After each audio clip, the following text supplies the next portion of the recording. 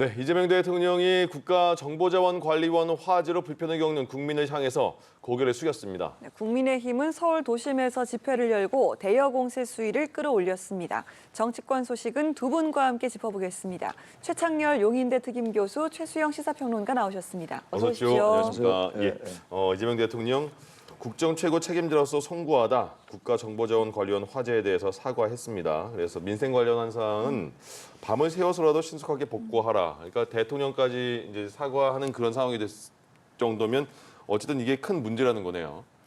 이 국가 정보 자원을 관리하는 곳이잖아요. 예. 근데 지금 국가의 거의 모든 전산망이 96개는 아예 불에 탔다는 거예요. 네. 그래서 지금 상당히 시간이 많이 걸릴 것이다. 복구에 이런 얘기라서 국민 불편이 이만저만이 아닌 거죠. 예.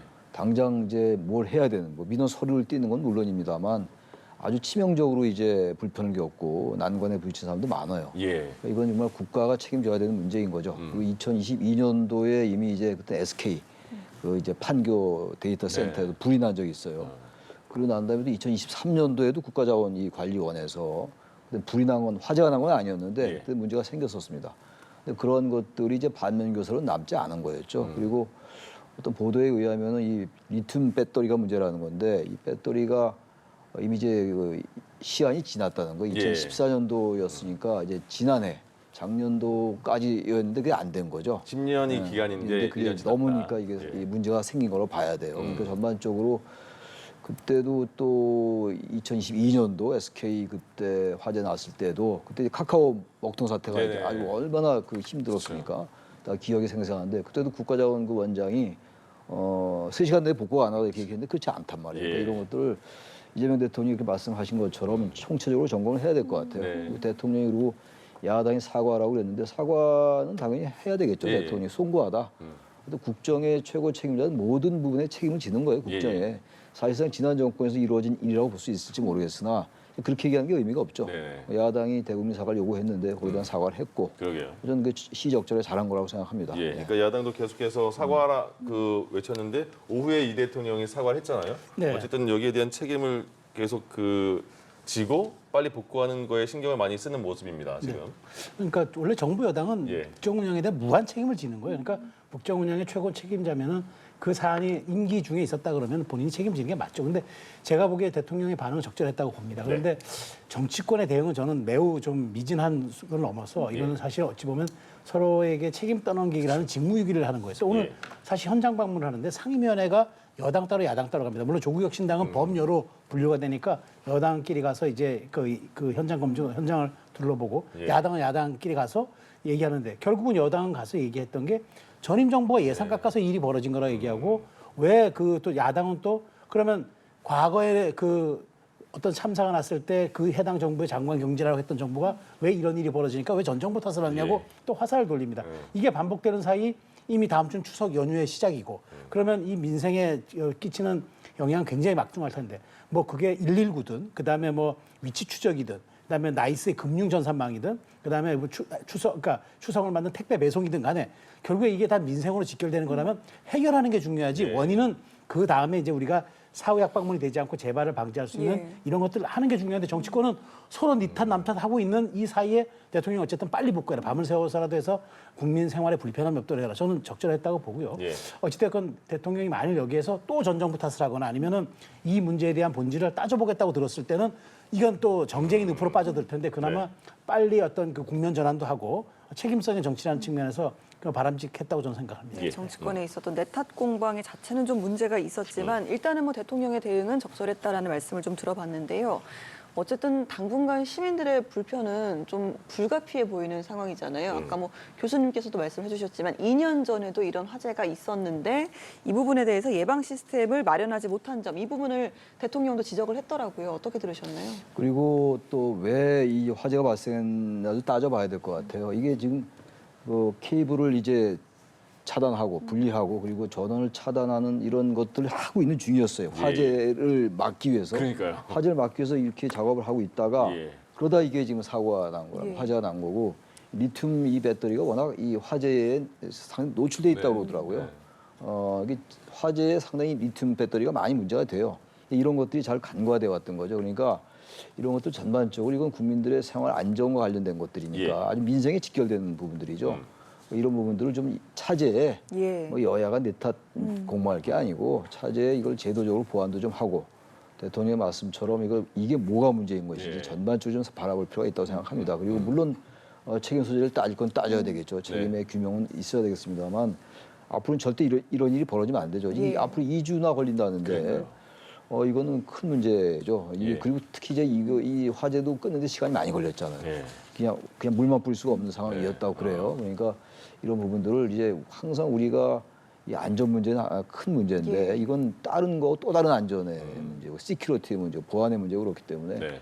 이번에 어쨌든 행정안전부를 중심으로 해서 국무총리실 등 해서 철저히 문제점을 점검하고 그리고 재발 방책을 마련해야 될 거라고 생각합니다. 예. 네, 일단 빠른 복구, 또 재발 방지를 말씀해 주셨습니다. 어떻게 들으셨습니까? 네, 저는 이걸 보면서 좀 느끼는 게 그렇습니다. 그러니까 우리가 하다못해 개인이 휴대폰을 쓰더라도 백업 기능을 우리가 다 활성화시키잖아요. 그러니까 그렇죠. 네. 언제라도 이게 플랜 B와 플랜 C가 있어야 되는데 특히나 이제 이게 디지털 사회에서는 이게 이제 눈에 보이진 않아도 그러니까 말하자면 크게 용량이나 이런 것들 대규모는 아니더라도 반드시 백업할 수 있는 기능들. 그래서 저는 이제 물론 이제 저는 백업 기능도 활성화돼야 되지만 과거 오늘 이준석 의원이 이거는 정확한 지적을 한 것 같아요. 그 과거 조선왕조실록을 5권에 분산 배치하면서 어떤 외침이 닥치더라도 꼭 역사가 보존될 수 있도록 했던 그 사례를 얘기하면서 예. 지리적 분화도 좀 필요하다. 그러니까 한 곳에 몰리는 것보다는 백업 기능들을 여러 곳으로 해가지고 뭐 부산이면 부산 아니면 뭐 지금 대전에 있지만 예. 여러 군데 좀 분산을 시켜서 예. 그 어차피 디지털이라는 건 장소가 그렇게 중요한 건 아니거든요. 그렇기 예. 때문에 결국 그것을 잘 할 수 있는 인프라니까 뭐 물 특히나 이제 반도체 같은 경우 물이 필요하기 때문에 네. 그런 이제 그 지리적인 여건을 잘 감안해서 백업 기능하는 이른바 플랜 B와 함께 지리적으로도 좀 분산시키는 걸 네. 고민해봐야 한다. 예. 그럼 대통령께서 지금 정부가 예방 시스템을 마련하지 못했다고 얘기했으면 단순히 이게 내구재가 10년이 넘었다 안 넘었다를 떠나서 리튬이 문제가 됐다 아니다를 떠나서 이런 일들이 재발 방지가 되기 위해서는 절대적으로 말하자면 앞으로 이런 일이 벌어지지 않게끔 하는 불가역적 상황. 예. 그렇다면은 완전한 백업 기능과 지리적 분산까지 함께 고민하는 그런 계기로 삼아야지. 그렇지 않고 만일 이걸 일회성으로 대응한다 그러면 다음에 이런 일이 또 발생할 수도 있다는 그런 얘기가 되기 때문에 저는 그런 비싼 교훈에 우리가 좀 교훈을 삼아가지고 이 예. 부분을 좀 완전하게 이번엔 좀 불가역적으로 할 수 있는 방안들을 마련할 필요가 있다고 저는 생각을 합니다. 예. 조희대 대법원장 대선 개입 의혹 청문회에 출석하라 민주당이 이렇게 말을 했는데 조희대 대법원장이 사법 독립의 침해다. 그러니까 불출석 의견서를 제출했다고 해요. 근데 민주당도 이렇게 나올 거라는 걸 생각은 안 하지 않았을까 생각이 드는데. 글쎄 민주당이 무슨 생각을 했는지 제가 뭐 정확히 알 수는 예. 없겠습니다만 아마 청문회 출석을 생각하지 않았을 거예요. 네. 아마 예상을 하기를 말이죠. 예. 당연히 이제 출석을 안 한다고 이제 연락을 해 국회에다 예. 의견을 밝혔고 대법관 모든 대법관도 마찬가지고 그러게요. 천대엽 그 법원행정처장도 불출석 사유서를 냈어요. 네. 그러니까 이게 지금 조희대 청문회라는 게 민주당의 이제 지도부가 몰랐다는 거 아닙니까? 법사위를 통해서 이제 추진이 됐던 것이고 예. 물론 나중에 정청래 대표가 이제 입장을 바꾸긴 했습니다만, 그러니까 이게 지난 5월달에 그때 전원합의체에 이게 회부되고 나서 9일 만에 이제 유죄 취지에 예. 파기환송. 이건 제가 봐도 참 납득하기는 어려워요. 예. 그때 이미 이재명 당시 후보는 더불어민주당의 대선 후보로 결정된 상황이었거든요. 네. 근데 그때 평소와 너무 다르게 워낙 빨리 말이죠. 그것도 유죄 취지 파기환송은 거의 없는 상황인데 그렇게 했다라는 거는 뭐 민주당이 얘기하는 것처럼 대선에 개입한 게 아니냐라는 식의 해석을 충분히 나올 수 있다고 봅니다. 예. 그런 것들도 그렇게 해서 그런데 문제 이제 이 부분이 사법부와 여당의 갈등을 빚히는 건 바람직하지 않아요. 네. 그런 부분에 대해서 어쨌든 간에 진실을 규명하는 건 바람직할지 모르겠으나 이게 대법원장을 청문회에 출석시키는 게 가능하지 않은 문제인데 가능하지 않으리라고 예상했다면 예.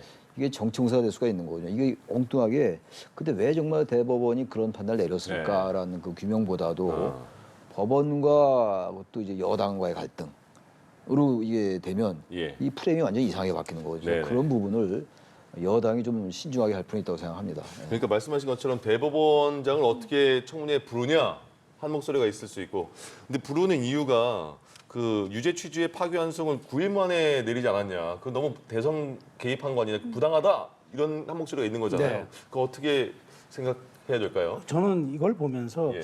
민주당이 왜 이렇게 거칠고 집요하고 독하게 대법원장을 몰아세울까라는 생각이 듭니다. 네. 왜냐하면은 이게 사실 그게 판결이 문제가 되었다 그러니까 한다고 쳐도 정치권이 비난을 할 수 있지만 대법원이 대법원장까지 나와서 했던 전원합의체 판결에 대해서 건건이 문제를 제기하면 국민들이 사법부를 어떻게 신뢰할 수 있습니까? 그러니까 예. 문제를 우리가 수용하지 못한다고 문제를 제기할 수 있고 비난할 수 있지만 그건 그 영역에 그쳐야지 그것을 조사하고 당신이 나와서 그 판결에 대해서 설명을 하라. 이렇게 요구하는 건 저는 그거는 결이 다른 문제라고 생각합니다. 그래서 네. 우리가 헌정사상 지금 다 대법원장이 단 한 번도 국회 출석한 사례가 없습니다. 예. 뭐 가인 김병루 대법원장이 초대했다는데 그 얘기는 처음에는 아마 이제 그런 재헌의에서 입법을 하는 과정이니까 했던 거고 그게 삼권 분립이 고착화된 일을 한 적이 없어요. 그건 뭐냐면 사법부의 독립이라는 걸 국민들이 사법부의 신뢰에 대한 어떤 보장성 차원에서 인정을 해줬기 때문에 가능한 건데 판결에 대해서 나와서 설명하라. 이미 판결도 끝난 거예요. 네. 근데 앞으로 그럼 건건이 이렇게 대법원장을 자기들의 마음에 안 드는 판결이 나올 때마다 불러서 소명하라고 할 겁니까? 그러니까 이건 부당한 거죠. 저는 여기서 어떤 걸 보냐면 5월 1일 날 이제 이 판결이 내려졌을 때 당시 지금은 원내대표지만 그때 그 의원이었던 김병기 민주당 의원이 페이스북에 이런 일을 올렸어요. 이것들 봐라. 한 달만 기다려라. 그걸 올렸습니다. 저는 거기서 답을 찾을 수 있다고 생각해요. 그러니까 결국 이게 보복이고 정권을 잡고 나서 당신들이 우리 유력한 대통령 후보를 낙마시키려고 한 판결 아니냐라고 저는 응징과 보복을 계속하고 있다. 근데 예. 이게 무슨 도움이 되겠습니까? 이미 정권은 출범했고 네. 그 판결로 인한 결과는 아무런 영향을 끼치지 못했고 모든 이재명 대통령에 대한 지금 재판은 중단되어 있고 이런 상황에서 이렇게 사법부에 대한 흔들기 혹은 이렇게 표독스럽게 접근하는 거는 저는 오히려 보복이라는 측면이라는 것밖에 안 보이기 때문에 예. 이쯤에서 멈춰야 한다. 그렇지 않으면은 전 중도의 역풍을 부를 수 있을 거라고 생각합니다. 국회 이야기 좀 더 이어가도록 하겠습니다. 지금 여야는 나흘째 필리버스터 대치를 이어가는 상황인데요. 민주당에서는 정부조직법, 또 방송미디어통신위 설치법, 또 국회법 개정안을 처리를 했더라고요. 어떻게 보셨습니까? 근데 이 필리버스터라는 게 이제 무제한 토론인데 야당, 소수 야당이 어떤 국민들에게 호소하는 하나의 기회예요. 여당의 어떤 법안이라든지 이런 내용들이 잘못됐다라고 호소하는 건데 예. 이게 지금 이 야당도 생각이 조금씩 바뀌는 것 같아요. 처음엔 96개 법안을 다 한다고 69개인가요? 다 한다고 했다가 비쟁점 법안은 안 한다. 비정점 법안 한다고 얘기했다가 이게 자꾸만 입장이 바뀌어요. 그런데 이 필리버스터가 별로 의미가 없게 됐어요. 그쵸. 이 필리버스터가 사실은 이제 하루 지나면은 24시간 지나면 5분의 3의 이제 정족수로 무력화시킬 수가 있는 거기 때문에 계속 그런 식으로 가고 있는 거잖아요. 지금. 예. 그래서 네 번째인데 그 필리버스터는 야당의 그 국회법에 규정돼 있는 하나의 권한이고 할 수 있는 것이긴 합니다만 이렇게 할 게 아니고 지금 보세요. 이 정부조직법도 그렇고 방송미디어통신위 설치법 다 통과됐어요. 네. 국회법도 그렇고 통과됐는데 그동안 여야가 생각이 달랐잖아요. 그런 부분들을 좀 어떤 대안을 좀 내는 쪽으로 좀 바꿨으면 좋겠어요, 전략을. 이 필리버스터가 별로 이제 워낙 많이 하다 보니까 예. 별로 국민들에게 이게 설득력 있게 다가오질 않아요. 그리고 사실 전략적으로도 성과가 없고 그렇죠. 그러니까 실리나 명분에서 별로 얻는 게 없다 이런 생각이 들어요. 게다가 장애투쟁도 좀 하고 있어요. 예. 오늘 했죠. 예. 이런 것들이 원내에서는 필리버스터, 장외에서는 장애투쟁, 원외에서는 장애투쟁인데 이런 두 가지의 이 전략이 과연 얼마나 야당의 어떤 호소 이런 게 맥힐 것인가 그런 생각이 들어서 조금 전략을 좀 바꿔서 자꾸 대안을 내는 쪽으로 가는 게 어떨까라는 예. 생각이 듭니다. 네, 예. 장외투쟁이나 필리버스터, 그러니까 이게 현실적으로는 지금 법안 처리를 국민의힘으로서 막을 방법이 네. 없는 상황인 거 아니겠습니까? 그렇죠. 그러니까 저는 뭐 그럼에도 불구하고 지금 최 교수님 뭐 좋은 지적해 주셨어요. 뭐 어차피 실효가 없는데 대안을 좀 내는 게 어떻겠냐 하는데 대안을 낸들 안 지금 그게 받아줘요? 뭐 국민의힘이 어떤 법안을 대안을 내도 사실상 안 되잖아요. 지난번에 그래서 이제 국민의힘이 그 정부조직법 개정에 대해서 우리가 동의해주겠다. 다만 특검법은 독소조항이 너무 많으니까 개정안을 하지 말자 해서 합의가 됐는데 결국 정청래 대표가 파기하는 바람에 정치가 다시 이른바 식물국회에서 동물국회로 다시 돌아가는 것 아니겠습니까? 그러니까 저는 이렇게 봅니다. 그러니까 이게 과연 그 야당의 그러니까 유일한 이게 방어 수단이냐, 이게 우리가 할 수 있는 수단이냐라는 측면에서는 사실 저도 안타까움은 있지만 그럼 이거 왜 뭘 하겠습니까? 그러면 6판으로 맞고 의사봉 뺏고 하는 순간 이제 그거는 국회 선진화법에 따라서 처벌받게 되니까 그것도 못 하는 예. 거고. 그러면 합법적으로 할 수 있는 게 이게 시간 벌기인데 지금 국민의힘이 얘기한 건 이거죠. 지금 69개 법안이 아마 이번 정기국회 올라올 일인데 그럼 우리가 이걸 건건이 다 하면 69일이 걸리니까 네. 그러면 지금 다음 달에 국정감사가 있고 그다음에 12월 달 이제 그 예산 국회가 있으니까 이게 잘못하면은 이 모든 법안이 내년으로 다 넘어가게 됩니다. 그러다 보니까 이 여권에게 대한 경고죠. 우리가 이렇게까지 극한 투쟁하게 되면 당신들이 매일매일 국회 출석해서 180명이 나와서 이거를 필리버스터를 해제해줘야 한다. 예. 우원식 의장 계속 의사봉 잡아야 한다. 이렇게 안 하려면 당신들이 법안을 선별적으로 올려라. 그럼 우리가 건건이가 아니라 우리가 필요한 것만 하겠다. 지금 이렇게 야당도 엄포 공세를 놓는 거예요, 사실. 예. 그래서 저는 민주당이 그래서 이제 4개 법안만 일부러 올렸는데 그러다 보니까 저는 민주당이 아마 속도 조절을 할 수 있는 법안들 좀 뒤로 미룰 수 있는 거 미루고 앞으로 올리는 그런 전략으로 가지 이번에 60개 법안 다 올리진 않을 것 같아요. 예. 그런 측면에서 저는 야당이 물론 지금 할 수 있는 수단이 없다고 하지만 그렇게 해서 사실 여권을 압박하는 수단인 거지 예. 이걸 69개를 다 해가지고 뭐 지연하겠다 이런 전략은 아닌 것 같아서 저는 여당이 어떤 이제 야당의 이런 모습을 보고 선택지를 할지가 예. 이제는 남은 협상의 이제는 그 관건이 아닌가 생각이 됩니다. 대통령이 여야 대표를 불러서 같이 대화의 장도 마련해 줬는데 대화는 계속 일어나지 않고 있는 것 같습니다. 이진숙 방송통신위원장은 본인이 면직되면 곧바로 헌법소원 등의 법적 조치에 들어가겠다. 그리고 그 과정을 내가 국회에 나가서 보겠다. 이렇게 내 눈으로 직접 나를 내치는 걸 보겠다까지 말을 하고 있던데 먼저 이와 관련해서 여야 의원들이 한 말이 있거든요. 보고 다시 오겠습니다. 이진숙 위원장을 끌어내리고 입맛에 맞는 방통위원장을 세우려고 하는 것이 민주당 방송장악의 마지막 퍼즐입니다.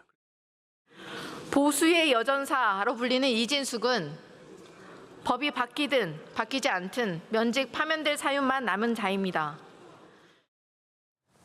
그러니까 어떤 게 맞는 거예요? 그러니까 이진숙 위원장을 끌어내리려는 그 개정이다 이게 맞는 겁니까? 아니면 뭐 개정할 만한 상황이니까 개정한 건데 거기에 그 어떤 조항을 넣어서 위원장은 내려오는 게 맞는 것이다. 이 맞고 안 맞고의 문제가 아니라 이진숙 위원장은 이 자리에 있는 게 적절치 않은 것 같아요. 네. 이진숙 위원장이 이제 방송 기자 출신이잖아요. 예. 그리고 과거에 기억들 많이 하실 거예요. 그렇죠. 중동의 전국 그 기자. 정말 그 사막에서 말이죠. 예. 정말 활약을 열심히 하신 분인데 언제부턴가 물론 저 개인 생각입니다. 저희 주관적인 생각이긴 합니다만 네. 방송통신위원장을 하면서 공직자잖아요. 예. 공직자인데 과도할 정도로 정파적인 걸 너무 많이 했어요. 그것도 뭐 어느 정도의 정파적인 걸 우리가 불가피하다고 설령 네네. 이해한다 하더라도 이건 어느 정도 중립적인 걸 너무 완전히 선을 넘은 얘기를 좀 많이 했다고 저는 생각합니다. 예. 뭐 일일이 뭐 열과기는 좀 그렇고 그야말로 본인 스스로가 보수의 여전사다. 네. 이런 식의 이제 그 좀 극단적인 성향의 유튜버에 가서 그런 얘기도 하고 이랬던 걸 제가 기억을 하거든요. 그런 분이 이런 자리에 있으면 안 되는 거죠. 예. 스스로가 저는 정권 바뀌면 말이죠. 그쯤 우파의 여전사라고 생각하고 자부심을 갖는다면 그 자리에서 내려오는 게 맞죠. 그 자리에 왜 있습니까? 그 자리에서. 예. 그게 본질인 것이지 지금 이진숙 위원장을 끌어내리기 위해서 법을 통과시켰다 이러면 동의하기 어려워요. 예. 시대가 바뀌고 그랬으니까 방송통신위원회가 아니라 방송통신 미디어를 같이 통합시키자. 네. 위로정책 방송 같은 걸 이렇게 하자는 게 취지이기 때문에 근데 아무튼 그런 분이 앉아있어요. 그리고 사실 이 방통위가 아주 기형적으로 예. 운영돼 왔던 게 사실이었잖아요. 그렇죠. 한 명, 두 명 이렇게. 한 명밖에 없어요 지금. 예. 이런 상황에서 이 법을 바꿔서 새롭게 출발하자는 거예요. 그게 하든 이상할 게 없죠. 근데 이걸 무슨 저기 지금 김장현 의원인가요? 예. 이 이준석 위원장을 끌어내리기 위한 방송 장악이다. 이렇게 얘기하는 건 전 적절치 않다. 이건 예. 틀린 말이라고 생각합니다. 예. 그러니까 국민의힘도 그렇고 이진숙 위원장 본인도 그렇고 이거는 나를 끌어내리기 위한 법 개정이다 이렇게 말하고 있는 거잖아요. 근데 그건 정확한 것이. 정확한 거예요? 왜냐하면 방송통신 미디어에 이제 부처가 신설되는데 그럼 직전인 방송통신위원회에서 모든 직원들은 승계한다. 네. 근데 단 정무직은 제외한다. 그 정무직이 딱 한 명이잖아요. 예, 예. 그럼 이건 표적인 거 맞죠. 그리고 지금 방송 미디어 통신위원회를 한다는데 그럼 가장 미디어에서 가장 핵심 사안이 뭐예요? 요즘 가장 우리가 그 핫하게 뜨는 OTT, 이른바 오버 더 탑, 네. 온라인 동영상 서비스. 전부 이게 지금 대세 중에 대세고 방송통신위가 그걸 해야 된다고 얘기하는데 그건 예. 정작 안 갖고 왔어요. 문화관광부에 그냥 놔두고 왔어요. 그러다 보니까 이거는 이진숙을 위한 위인설법이다라는 얘기가 이제 설득력이 있는 거고 저는 여당이 이랬으면 좋겠습니다. 이게 물론 이제 이진숙 위원장이 1년 정도 임기가 남았지만 차라리 이거를 정상화시켜서 그러니까 5인 체제를 만들어 가지고 해서 이진숙 위원장이 부당하게 했을 때 국민 여론에 의해서 자체적으로 이렇게 좀 압박하는 그런 방법을 가졌어야지 표적으로 한 입법을 통해서 자리를 끌어내리면 이건 이진숙 몸값 올리기만 더 되겠습니까? 예. 보수 진영 입장에서는. 그래서 저는 사실은 이게 미디어통신위원회로 가게 돼서 확대 개편하고 시대에 맞는 그런 어떤 그 개편으로 좀 보기에는 내용도 부족하고 오히려 정무직만 제외한다는 그 한 줄에 그것이 이진숙 위원장을 겨냥한 위인설법이라는 비난은 피해가기 좀 어렵다고 봅니다. 예. 근데 아까 보니까 과방위에서 이제 그 이정원 의원이 이제 이 방송법 통과된 거 방송 미디어 통신위원회 이걸 이제 말씀을 하던데 이게 아마 지금 이진숙 위원장이 이 자리에 있기가 어려워요. 사실 네. 현실적으로 그렇게 지금 정권과 반대편에 있는데 그래서 나오는 게 공공기관장과 정권의 임기를 마치자는 거 아니에요? 그건 그게 합리적입니다. 네. 과도할 정도로 워낙 다른데 그게 뭐 보수 진보의 포용의 문제가 아니거든요. 워낙 지향이 다르고 정책이 다른데 어떻게 같이 있을 수가 있겠어요. 그러니까 이거 스스로가 공직자의 자부심을 가지고 그리고 사퇴하는 게 맞아요. 저는 네. 그렇다고 생각합니다. 알겠습니다. 관련해서 첨언하실까요? 아니, 괜찮습니다. 알겠습니다. 자, 이번에 일주일 만에 다시 장애로 나온 국민의힘 이야기 여쭤보겠습니다. 이재명 대통령을 향해서 독재라는 말을 하기도 했는데요. 여기에 타도 이재명을 외친 장동혁 대표 점점 워딩의 수위가 높아지는데 이번엔 대통령이란 호칭도 붙이지 않았습니다. 어떻게 들으셨습니까? 글쎄요, 이제 점점 여야의 대치가 점점 이제 임계점을 향하는 것 같아요. 예. 정권 초기임에도 불구하고 그렇게 이재명 대통령이 통합, 협치, 소통을 외쳐도 뭐 여야 관계가 워낙 뭐 지금 뭐 야당도 강성이고 여당도 예. 강성이에요. 여야당 강성입니다.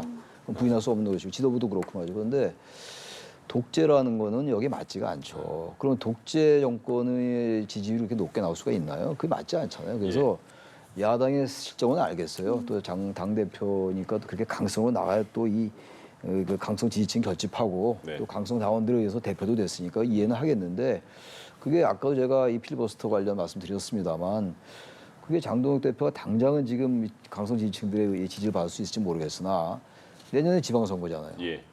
그리고 2020년도에 그때 자유한국당 때 그때 황교안 체제였죠. 나경원 의원이 원내대표고 다 기억하실 겁니다. 그때 장애투쟁을 상당히 열심히 했죠. 여기 출구 전략도 모색하기 어려웠고 네. 출구 전략이 명분이 없어진다고. 그러게요. 예. 그리고 나서 지방 국회의원 선거에서 아주 참패를 했어요. 그걸 다 기억하고 있는 건데 지금도 거의 비슷하다는 느낌이 좀 들어서 야당의 입장을 이해한다고 하더라도 예. 이재명 대통령 뭐 이제 호칭 빼고 존칭 빼고 독재다라고 얘기하는 거 이 독재란 말이 너무 쉽게 나와요.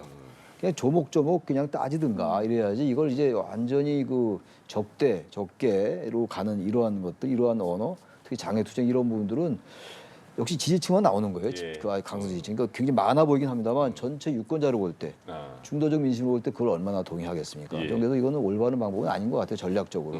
국민의힘이 하기 나름이겠죠. 네. 예. 강성 지지층을 향한 어떤 목소리들 어떻게 들으셨습니까? 저는 그렇게 보진 않아요. 왜냐하면 지금 야당이 할 수 있는 게 별로 없어요. 예. 107석에 이제 야당이다 보니까 할 수 있는 게 이제 국회에서는 이제 필리버스터 지연 전략밖에 안 되는 거고 장외에서 국민 여론전을 해야죠. 근데 지금 독재란 말씀 이제 대통령 그 이름도 빼고 뭐 타도 이재명 뭐 그다음에 독재의 길 이런데 저는 근데 독재는 아니지만 독재화의 길로 가는 의구심 충분히 가질 수 있어요. 왜냐하면 상권 분립은 무력화시키고 그다음에 상권에도 서열이 있다는 대통령의 발언은 논란이 일으킨 거 알잖아요.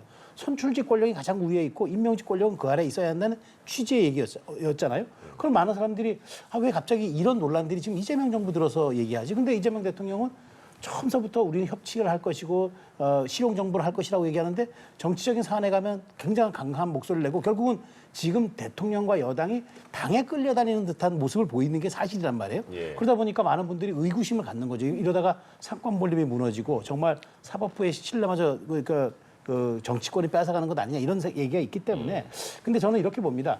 이걸 저는 장동혁 대표가 계속 하지는 않을 거예요. 아마 원내와 원외 전략 그러니까 장외 투쟁을 이른바 우리가 투트랙이라고 하죠. 두 갈래 전략으로 병행하면서 야당의 결기와 존재감을 과시하는 쪽으로 가면서 지방선거 앞두고 진영도 좀 정비하는 이런 과정이 된 것 같기 때문에 저는 이걸 가지고 이제 뭐 장외 투쟁의 길로 나가서 황교안 모델이다라고 말을 동의하고 싶지는 않고요. 아마 이 중도 확장이 반대가 된다는 분들은 중도 확장 쪽으로 얘기를 하면서 연성적인 메시지를 내는 거고 또 지도부는 강경한 모습을 보이면서 보수 진영 여론을 결집시키는 거고 이런 과정을 통해서 저는 보수가 조금 더 파이를 키워나가는 과정이 될 수 있기 때문에 저는 그걸 가지고 너무 뭐 황교안의 모델이라고 비난하는 건 조금 과도하다고 생각합니다. 알겠습니다. 예, 알겠습니다. 최창렬 용인대 특임 교수 최수영 시사평론가 두 분과 얘기 나눠봤습니다. 고맙습니다. 고맙습니다. 예.